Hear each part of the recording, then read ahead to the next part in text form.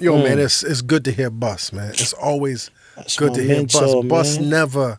never slacks. Never misses. Never Let me misses. tell you something. Let me tell you something about that amazing gentleman right there. His energy, his cadence. When I talk to him, it's a certain energy that he gives me when he's just building. Bus is a serious dude. And when I sit there and I think about somebody who had been in it as long as I've been in it, he on his quarter piece right now. Yes. And still able to stay relevant, stay consistent. His work game, his work ethic is so phenomenal. Like, I never seen an artist work as hard as this kid. When it comes to really, It's still working. yeah. I mean, that's his thing, man. Like, I've been around him nights, and he's like a machine. You come to his crib, this nigga got like fucking 500 CDs and shit, mixtapes. Like, he's studying everything, and he's staying on top of his producers. And to me, that's motivating though, just to see a general that been in the game so long still stay relevant. I feel like I'm cut from his cloth. Right now, when the track was playing, you said that's your My mentor. Like, yeah. how so, man? Because it's like, in this game, we run into a lot of cats, and some niggas is jokers and some niggas is real and some niggas is just superb with it. Right. When he fall on that side of the plate with me, his energy always showed love. He been on multiple records with us, and he pretty much know me. Like, when I could sit down and talk to a nigga that could say everything that That you think that I'm thinking, or I think he might not know, Right. he know. Right. And he studied Wu-Tang, and he studied our history for so long, because Bus knew niggas. He knew about niggas in the street before we actually, appeared. Clicked up, right. Yeah, clicked up. And he always was there as a motivational person in my life, especially when I was making Cuban Links 2. I don't know if you knew though, but he was an executive producer of that album. Superb album, man. And his Definitely energy, lived up to his expectations. Yeah, so I got to give some of that credit to that man, because he definitely was putting his ears and eyes on the situation and giving me good wisdom and words of and strong advice, to really get back where I need to be. Because at that time when I was making that album, I was going through my little love hella right bullshit. Right. You know what I mean? Trying to find myself and dealing with a lot of shit. And me and him would sit up late nights and just really rap, and he just be like drilling me about real shit. I never forget that, Now, sorry, go ahead. Yeah, Man. no, with Busta, it's funny you saying that, because at Clark Kent's 4th of July party, I got to see something from Busta that really opened my eyes and my heart, like, of how much he embodies hip hop in the culture. Mm-hmm. He had his son with him, young boy, like 12, and he was introducing him to everybody, Dante Ross, and explaining what Dante Ross did for him, and introducing him to Clark, Scratch, Sauce Money, but explaining to his son in such a way of like, yo, when dad didn't have really much, this guy signed me, or this guy did this for me. Exactly. Yo, give him a hug, or like, and I just found that to be so amazing, to tell your son every single thing that happened in not only his career, but also just hip hop. Yo, we got to get Busta in the booth. Man. I mean, yeah, we got to get him in the booth, man. He's a serious man, though, definitely. when it comes to representing this flagship of hip hop. Yes, sir.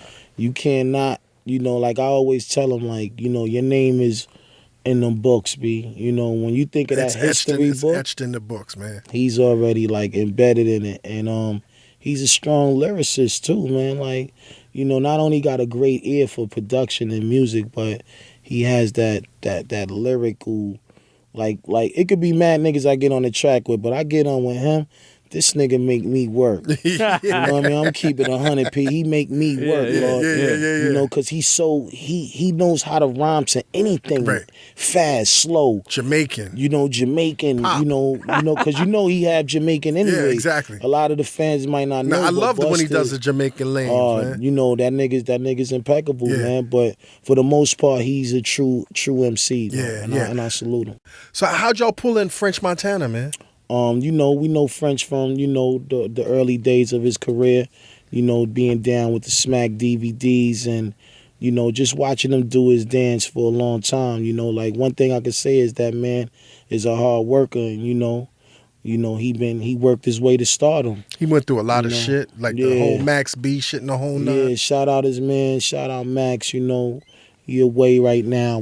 You know, that's his heart, man. And, you know, always something good come out of something when you got a team, you know. And I know Max is proud of him, and, you know, I'm sure he holding Max down. But French is a good dude, man. You know, I felt that this track fit him. I reached out to him. Yo, my nigga, check this out. You know, see if you could fuck with this. And I gave him 2 beats, actually. Right. And he chose this one, you know, and this was the one that I really wanted him to tackle. And he bodied it, man. You know, it took him 48 hours, man. 48 hours. Yeah, he smashed it. He put the hook on there for me and everything, too.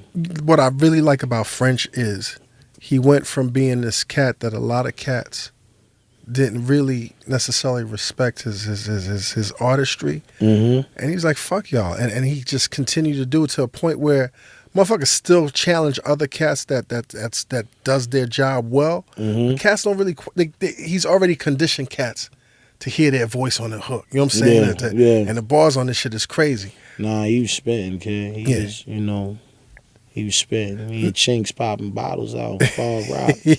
Now, the crazy thing is, I'm listening to this album, and up until this point, it's like all the New York cats is on here. Before you start traveling, I know there's another record after here that's you solo, but was that by design that you're gonna make this the first half is New York and then travel out into different regions? You know what's so crazy is just that I was just really lining up the album because that's what we do. You know, when we finish with all the product, you know, when we start lining them up, we'll go first, we'll go second, we'll go last, and it was just organically, you know, pacing like that. I ain't look at it like that. Right. Like you said, like the New York breed was just heavy. Like if this was a cassette, this would be the New York side, and then this be the, you know what I'm saying? Nah, that's what's up though. Yo, I mean, A and B. Yeah, A and B. Yeah, but he milked the track. That's though, crazy. So definitely, it was hard body. Yo, let's go to this track, man. Fila is the title track. Okay. And it's you. And it's my nigga 2 Chainz. Yeah, that's my nigga. And this one, Fila is produced by Scram also. Scram Jones, yeah. Ooh-wee. See, a lot of times, a lot of niggas don't know Scram. You know, me and Scram been doing a lot of work for like the last couple of years. Right. From Cuban Links 2, maybe even earlier before. Right. You know, we did a lot of mixtapes together. You know, Lost Jury, Unexpected Victory. Like Scram, you know what I call Scram? Scram is like that MC that needs to have a producer that could find him. You know, Scram is like a professor at making beats. So you could be a new cat, and if he feel you, he will have something in his stash box for you, and he will help you get that credibility that you need. Right.